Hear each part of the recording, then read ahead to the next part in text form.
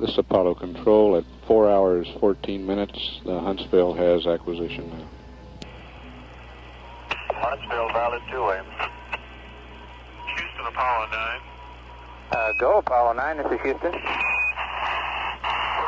Houston, you're coming in very late, but be advised we've had a successful ejection, and we're presently separating very slowly from the S4B. We've got them in sight out all the windows.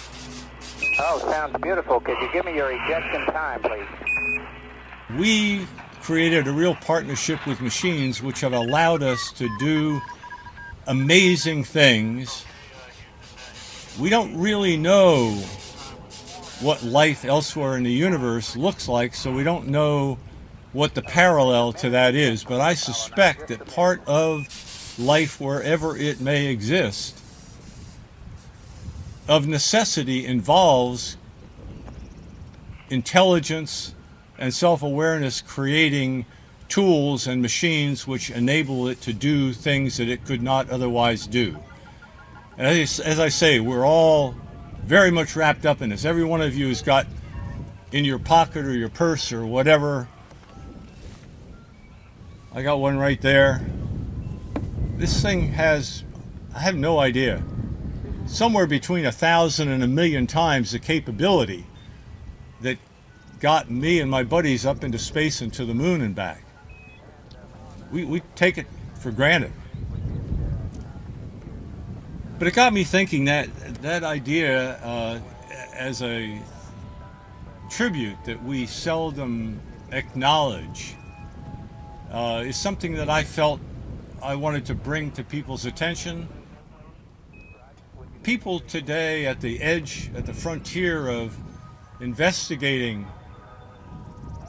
the evolution from the Big Bang all the way through the 13.7 billion years that lead to today,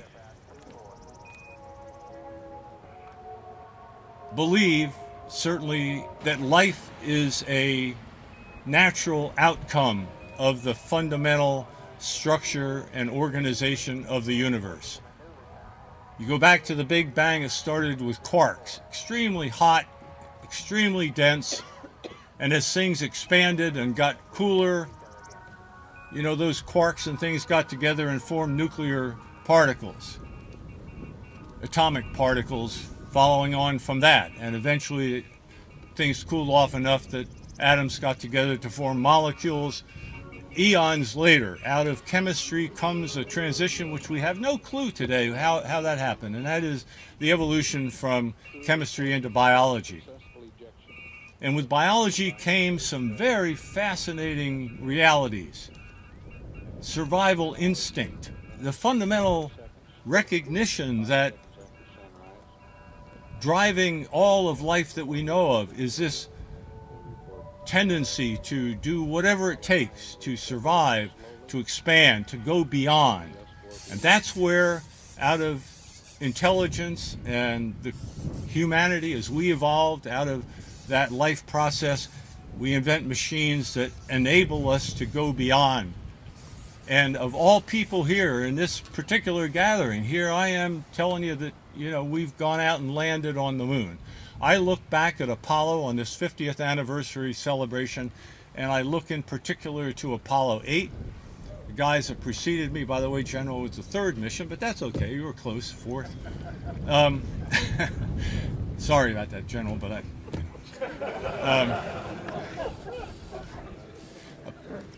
Apollo 8 was the crew, Frank Borman, Jim Lovell, and Bill Anders, all very good friends of mine who went out to the moon at Christmas in 1968. The most memorable thing about it for me was the fact that they got there, went into orbit around the moon, not just around it and back, but they went into orbit. They were looking at the craters on the surface of the moon to get any kind of information and intelligence they could about the subsequent landing that would help on the landing to come a couple of missions later.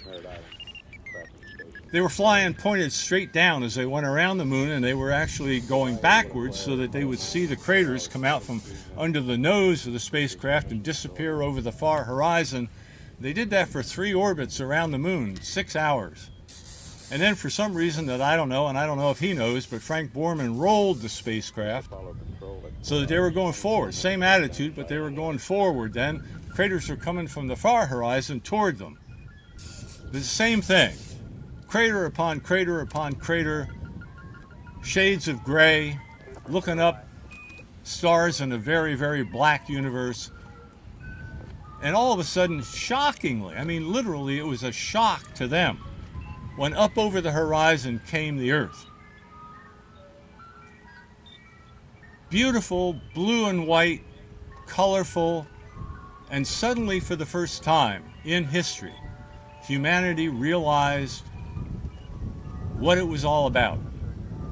We are the creation of the universe here in this small corner of the universe that we occupy.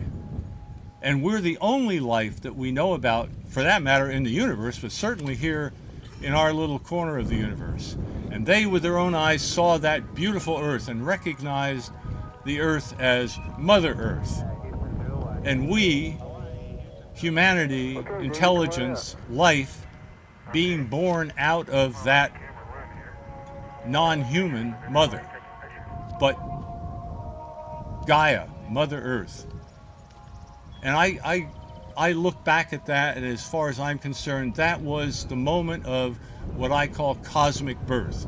That was the moment that life first moved out of the mother. That was the moment where, as in human life, there forms a two-way relationship.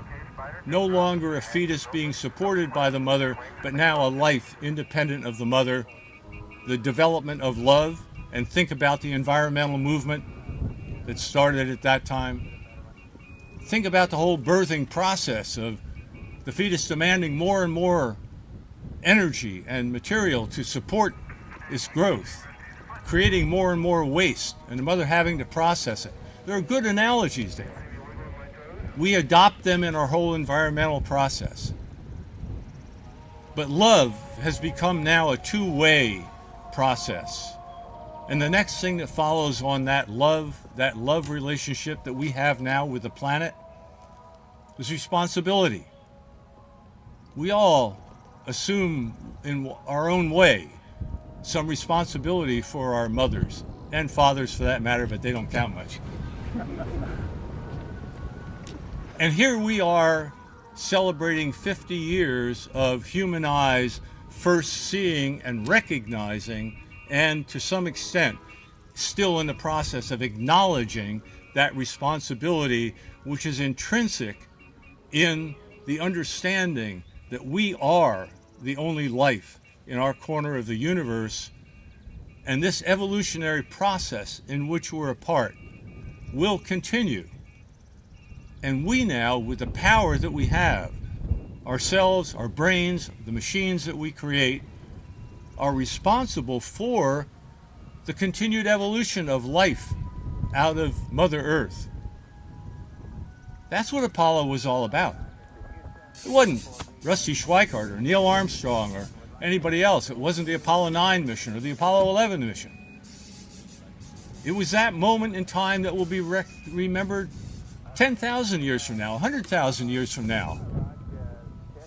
With a little bit of luck and responsibility lived, we're going to see that there is life that we were part of here. This unique moment when that life first emerged out of this Mother Earth, this beautiful Earth that we celebrate here today.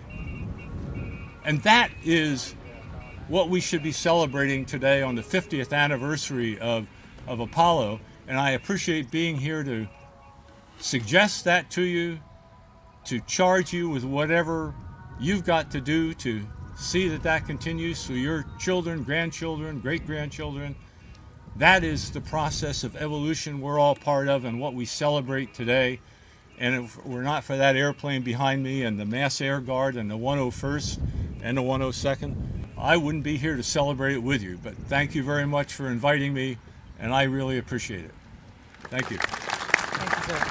Appreciate it. Thank you. It was